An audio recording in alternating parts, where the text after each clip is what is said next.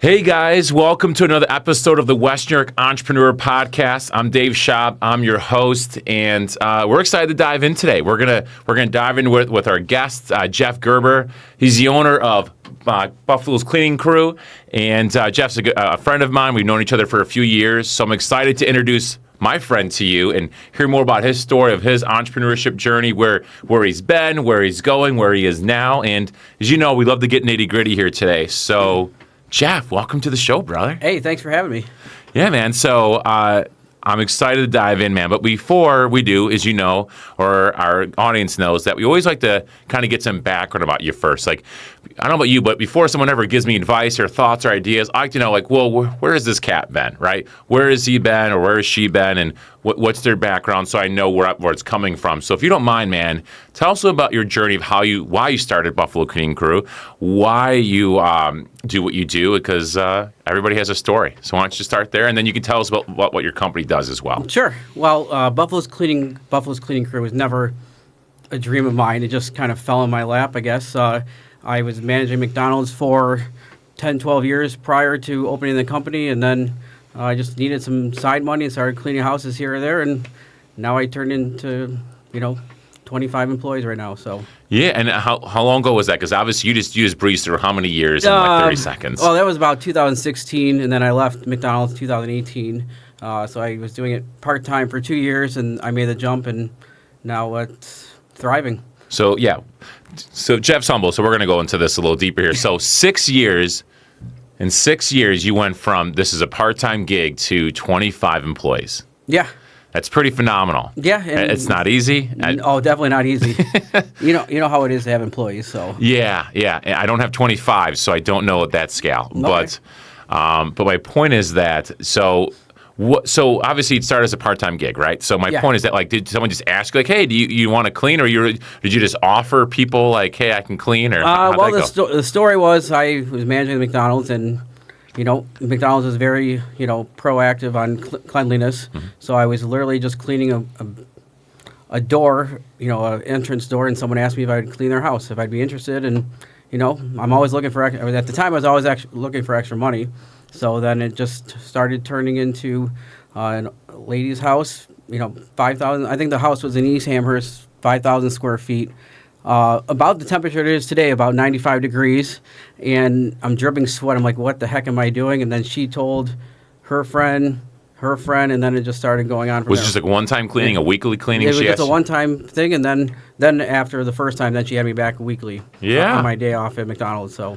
That's awesome, man. Yeah. So when did it finally hit you, like, oh, I can make a business. I can leave, like, my job, managing? So I was, with McDonald's, I went through the training. There is such thing as Hamburg University in Chicago that I actually attended to be a general manager. And around 2015, 14, I was managing for about 8 years. And, you're looking at your future. So it's like, promotion-wise, where am I in the rankings? How long is it going to take? And then this kind of just happened, and then I kept going, and then it was like a toss-up. Let's take the risk, because if I don't take it while I'm young, mm-hmm. It's going to. If I do it 20 years down the road, I don't have the time to recover as fast. Right. So you went for it. So when did you officially burn the bridge? How long did it take from your first cleaning from that lady to when you were like, I left? About 2 years. Oh, okay, cool. So it wasn't like this, no. I'm leaving tomorrow, like on Walthall Street, where you go on the phone booth and you say, I quit, right? Yeah, I wish it was like that, but I'm not like that. So yeah, I totally get it, dude. So that being said, man, did you take anything from your time at McDonald's into your business, where you like maybe because you managed people, like what did you, or was it a completely night and day difference? Definitely managing people, definitely helped me. My patience definitely got better dealing with people. Customers are always right, supposedly. So that definitely, helps, because if, you got to interact with people every day. And if you're not, being professional, my reputation could be tarnished that way. So you have to treat everyone with respect, and sometimes you got to pick and choose your battles. Yeah, so you definitely go the patience working with people coming in and out, right? They're mad about, let's be honest, if people are mad about pickles being on it, they're screaming at you. I mean, I got to imagine that you grow your patience pretty dang quick. Probably be a really good dad too, Jeff. Because not anytime soon. But the first thing I did when I became the GM at the store I was being transferred to, the first thing I made sure was I'm not going to let the shake machine break. Yes, So- the only one in the country that Yeah. doesn't, right? Yeah. That's a record worth having for sure. So I saw a joke the other day, Jeff, that said, if I win the lottery, the first thing I'm doing is fixing the shake machine at the McDonald's. And it's all human error. It has nothing to do with them being it's all human error. It's all mechanically sound in that. So you just got to follow directions, and if you don't do it, So don't let them. So hear that, guys? Don't let them tell you otherwise. That it's Yeah. the machine. It's them. We have a guy who was in it. But that being said, man. So obviously, fast forwarding, I can't believe it's only been 6 years, but 6 years and hiring employees. You scaled from just yourself to 25. Tell us about that journey. Like, what did you learn along the way of that? I got to imagine. When I first hired my first employee, it's like, what is payroll? How do I even do payroll? Like, how does insurance work? How does unemployment work? How do I protect myself? Like, what did you learn along this journey? Because I'm sure you were drinking through a water hose at one point. Well, thankfully, my father owns a restaurant, Pete and Paul's in South Buffalo. So I'd always lean on him to give me kind of guidance of what I need for protection of myself and insurance, and as a business person as well. But from scaling from 1 to 20 that I have now, it's tough because first off, you want to make sure that you have enough hours to give them, because you're kind of in charge of their livelihood. Yes, and I think it's fair if I tell them you're guaranteed 40 hours or something. I want to make sure I can promise you 40 hours or something like that. So it's tough to find help in general, and then finding good help is like picking a straw out of a haystack. Yeah. So it's tough. It is. And so I got to imagine hiring the first employee is kind of like your first tattoo. Like, you're like, this is completely new to you. And then once you have one, you kind of want more. It almost becomes like, oh, what else can I delegate, right? Or was that not your story? Well, actually, hiring the first couple were the easiest part, because I would just take the managers at McDonald's with me. So I already knew they weren't going to, I already knew who they were. Mm-hmm. They're not going to steal or anything like that, because you can't have people stealing Yep. while you're cleaning in someone's house. Yep. So the first 3 or 4, those were easy. He was trying to, gain a little bit more. After that, because Yes. you didn't know them, now you're going outside your Yes. realm. So you basically poached all the managers at McDonald's, huh? Only a few. Only a few, the ones that you wanted. Yes.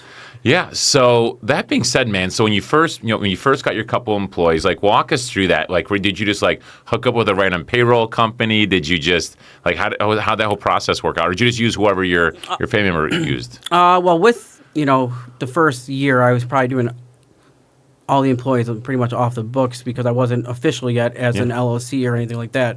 But then I was going through my father, get a referral for payroll. So he gets a referral, I get a referral, free payroll for 6 months. So obviously that's actually the easy part. It's more doing the day-to-day operations is the more difficult part than the payroll and all the insurance stuff. So you had people leave their W-2 on the books job for you to go to work for you off the table. They did that, or they worked for you? So they did both. So it was only like so while I was working 5 days a week at McDonald's, we would do like on my day off on like 1 or 2 days a week. So I was doing, and I still do to this day, about 100 hours a week. So yeah. So obviously you evolved over the years, right? So Yes. like I mentioned, you did weekly cleanings, and you kind of evolved into, from my perspective, tell me if I'm wrong, Jeff, is real estate cleanouts, like doing a lot of like hoarder situations. You had the world's largest garage sale, I believe, like a month ago. Yeah. And so tell us, like, so how did you evolve in that process? Are you mostly niche now? Are there things you did before that you wouldn't do today? Like, tell us about that. So we specialize in residential commercial cleanings, one time, weekly, bi-weekly, move in, move out. And we also do junk removal, which is my favorite because you never know what you're going to find there. But, we do about 900 properties a month right now. So the niche is really just, the maintenance clean, the real estate cleanings when you put your home up for sale. We come in and make sure it's shining right for open house. And then, again, the junk removal is.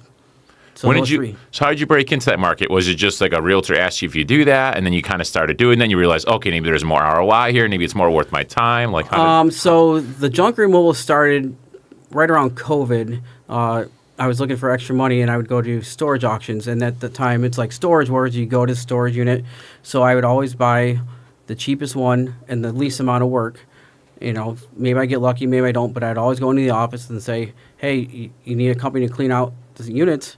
here's my card. I'm fully insured and all that. And then finally, after about a year doing it, 20 units later, I finally got a contract with one of the storage facilities. So don't give up. Right? Never give up. So don't give up, right? Yes. So we'll stop there, man. You sometimes after one or two no's, you're like, that's the end of that door. And sometimes it is, but often we find out that we're pretty persistent. We keep moving, we keep shaking hands, and we finally get to where we want to go there, man. But I will tell you, I had a few bad experiences with the storage units. I got a little too ahead of myself, and I thought, I was going to hit a gold mine, and just ended up being trash. So yeah. So that being said, man, like, if someone was starting their own cleaning company, what do you think the first one or two things they need to know? Like, hey, for example, when someone's like, well, I want to start a podcast, what do I need to know? I'm like, well, first off, anybody can record a podcast. It's getting somebody to listen to you. That is the hard part, right? It's like putting a billboard in the desert, right? Mm-hmm. So, like, what would you say to somebody that is like thinking about starting a cleaning company or a service-based company, which a cleaning company is? You're not selling products, you're selling services. What are one or two things you think they should know off the bat, or one or two questions they should ask themselves? Well, don't be afraid of rejection. You're not going to get every job. You're not going to make everyone happy. That's the way the life is. There's always going to be someone out cheaper. My cousin Vinny will do it for cheaper or something like that. So don't be afraid of rejection. I'm sorry, what was the other question?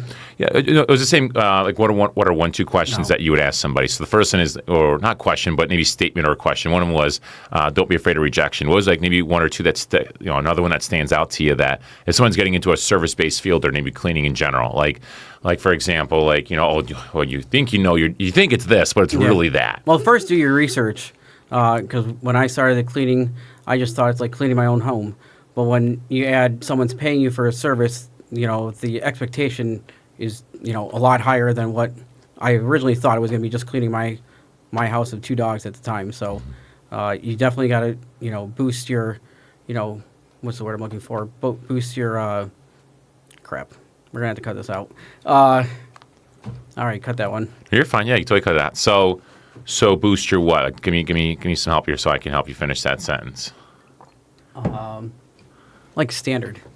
Yeah, so raise your standard. Yeah, raise your standard. Thank you. Yeah, no worries. So Zach, if you can edit that out. So we're going to say, so raise your standard. Yeah. So tell me more about that. Well, your standard has to be, if you want to clean homes, you can't say, I'm going to do it this way at this house and then do it another way at another house. Your expectation has to be the same and higher than everyone else's, or else if my expectation is lower, then another company is going to come in higher, and then I'm going to end up losing their work. So when you're hiring employees, do you just like kind of bring them along with you for the first week and say, this is how we do things? Or do you have, obviously not you anymore, maybe you just have a trainer at this point that... Yeah, so I have a couple supervisors that train, shoulder to shoulder.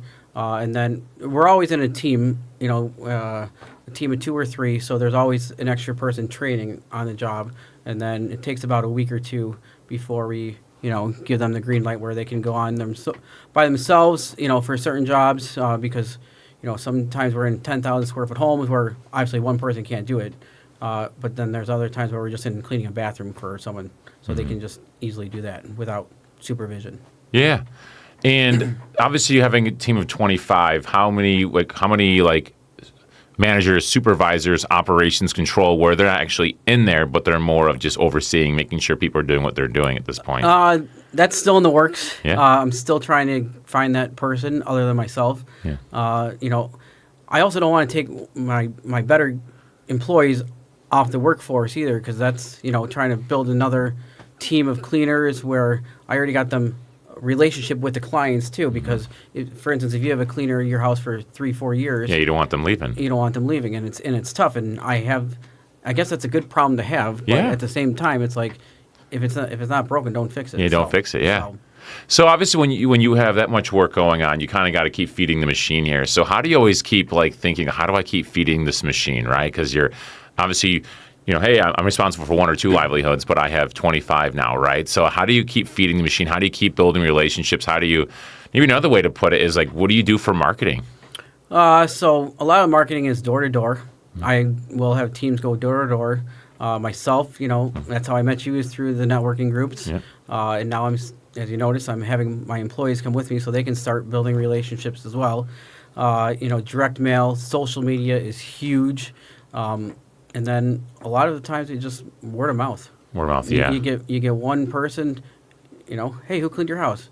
Who cleaned your house? And then they're always going to say, oh my, I got a guy now. So, and then, I have 7 company cars that have all the logos, decals. So that helps too when we're riding all around Western New York. And that being said, like, I may have a couple questions here. I'm trying to think which one I want to ask next here, but like, I'm always very interested in how like companies price themselves out, because I got to imagine sometimes they go, well, why does it cost that much? It isn't. All you're bringing is Windex and some bleach, and you're doing all this. Why is this much money? That's where you're already wrong already. Yeah, right. But so educate us here. So so how do you price things out? Like when you're doing this? To start, I went to Walmart, on the side, get the products. But no, as you're getting bigger, and you want to, price yourself right, you want to get the best of the best products. So you're not going to Walmart or your other, dollar store. You're getting top of the line products from, distributors, and pricing it that way. And a lot of the times as people want, green products, you can't have bleach around little kids. It wouldn't, or pets either. So, and then, for the hours that we do cleaning for the hours, it's, we've tried to price ourselves right in the middle. So that being said, everything you use is environmentally friendly. It sounds like, right, as well. Oh, yeah. 'Cause, yeah. So like, so that being said, man, when you're doing pricing, what factors in the influence of the cost? Obviously, the better product lines, and there's labor, and you have to do insurance and everything. Is there anything else that we're just missing as consumers? I mean, obviously overhead and, where the economy is going. You got to, you don't want to have that little in the bag in case something were to happen. You have to have, be able to keep payroll going. As an entrepreneur, I didn't pay myself for 2 years to get this going.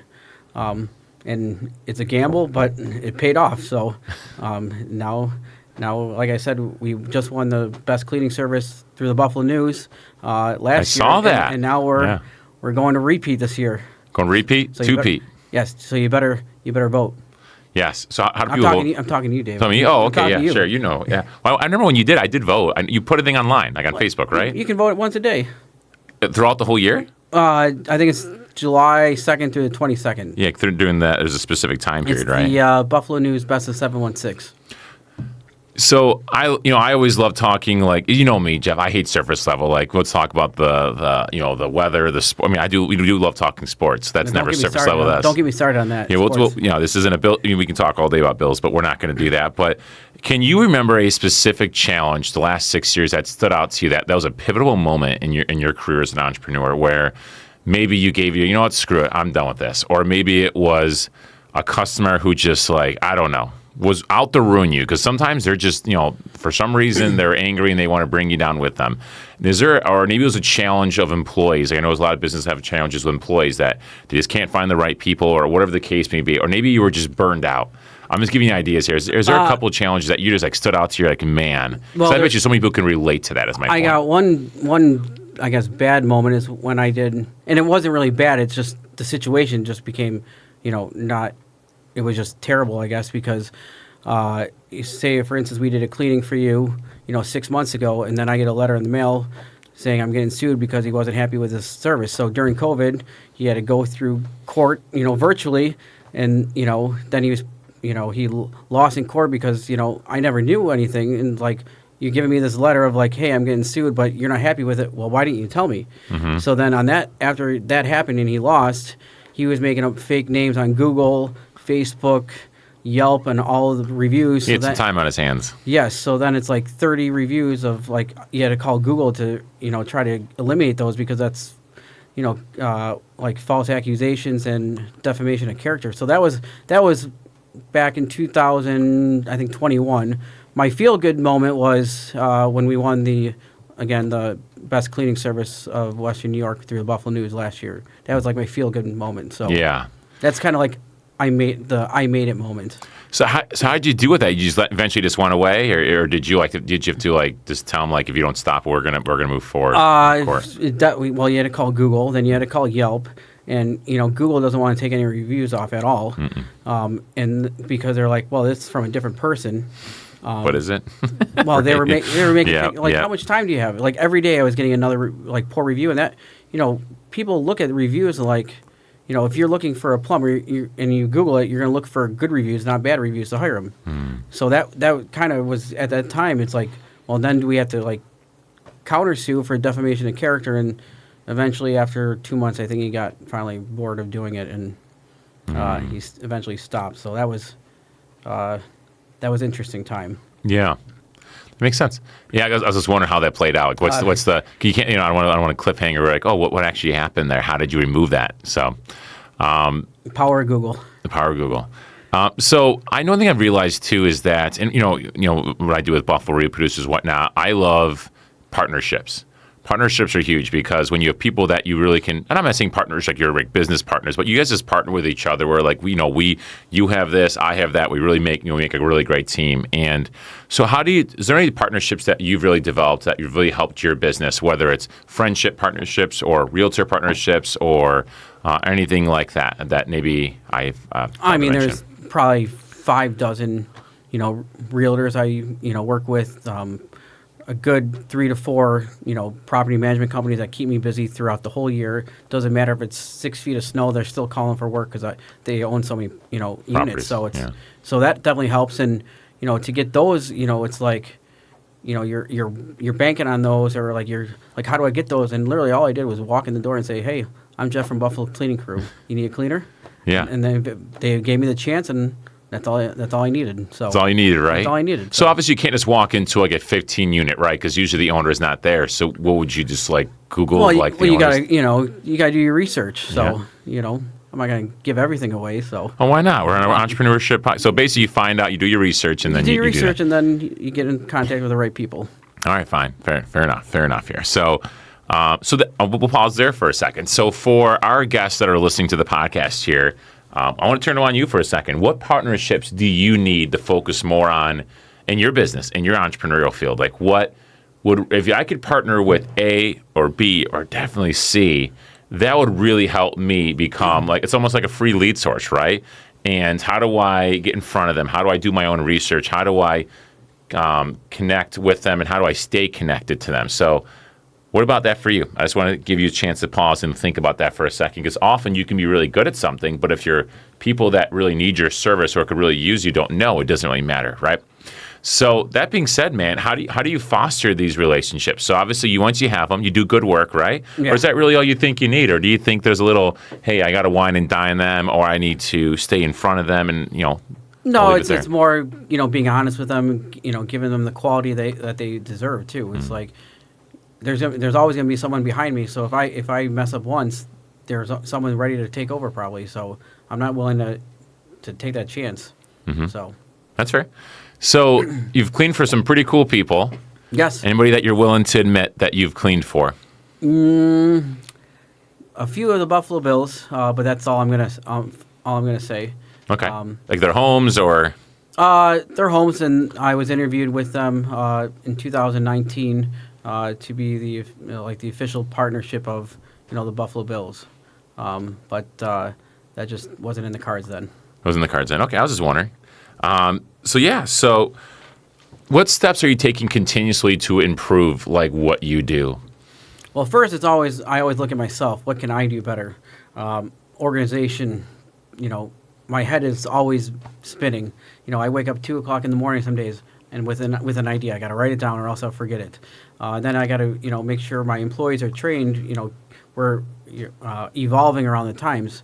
For instance, like COVID, no one wanted us in their house, but offices are still open. So then I learned how to do the fogging and all that to keep myself alive, because at that point I was still within 2 years of opening, so I had to evolve and learn how to do something, or else I'm not going to have a job. And I didn't want to go back to McDonald's. And, I didn't really want to work with my father at the time either. So.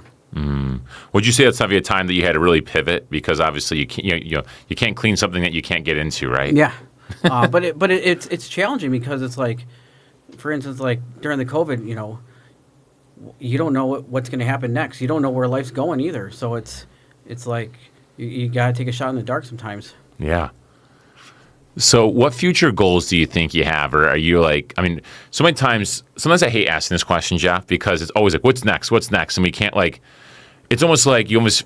At least I'll speak from me, my standpoint. When I feel weird if I say, "Well, I'm happy where I am," right? Because that means like, "Well, he's content," right? But like, why can't we just be content where we are? But just in case, like, you are something's in the works or something that you want to get into, maybe it's a different field, maybe it's a branch off, maybe it's a completely different company. Is there anything in the future that you're just like, I really like, this is what I want to go towards, or something that's standing out to you? Well, I always wanted to get into property management / be an owner of a couple rentals.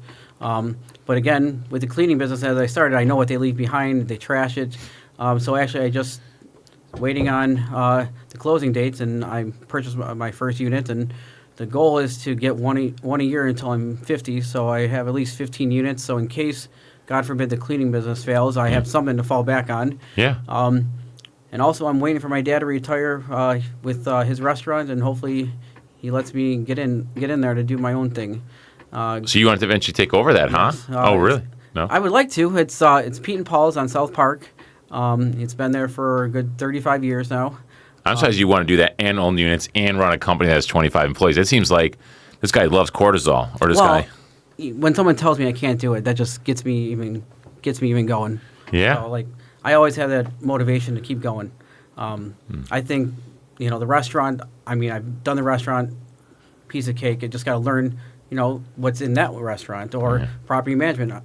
I'm not going to be the best at it right away, but I can evolve and get better at it. So yeah, makes sense. So you and I both love doing sports, right? We love traveling for sports. We love going to away games. We're both season ticket holders for the Bills and for the Sabres and whatnot, man.